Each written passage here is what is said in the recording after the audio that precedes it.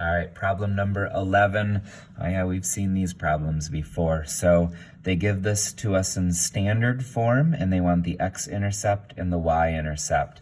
So to find the x-intercept, we ignore the y stuff and we only focus on the x stuff. So we're gonna write 4x equals 24 and we're just gonna leave the y things out, okay? So let's solve that real quick. We'll divide by 4. And get x equals 6.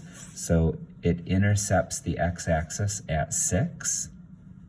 Now we need to do the same thing for the y value. So to find where it touches the y, we're gonna copy this down, but this time we're gonna ignore the x's and we're only gonna write the y. So 3y equals 24. So now we'll divide by 3 to get y by itself.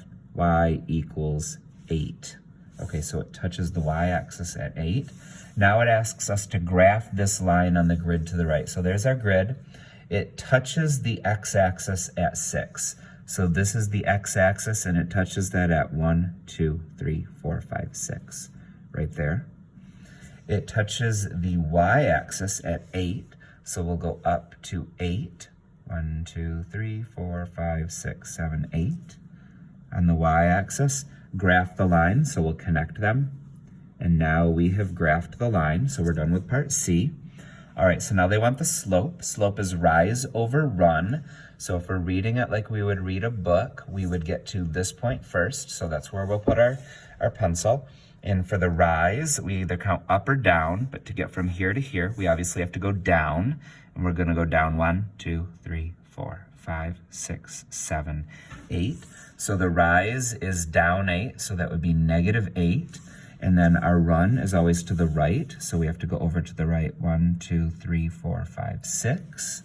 And so we go 6 to the right, there's our run. So our slope is 8/6. And you know what, we can actually reduce that fraction. So, or if we, because both of those could be divided by 2. So this is the same thing as negative 4/3. I'm gonna write that as my final answer.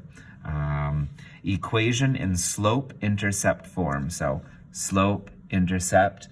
So this is the form they want it in. So y equals, we know that the slope is negative 4/3, so m is the slope, so negative 4/3 x, and then plus b. Remember, b is our y-intercept, and it touches the y at 8. So at the end, we'll have a plus 8. So our final answer is y equals negative 4/3 x plus 8. Awesome.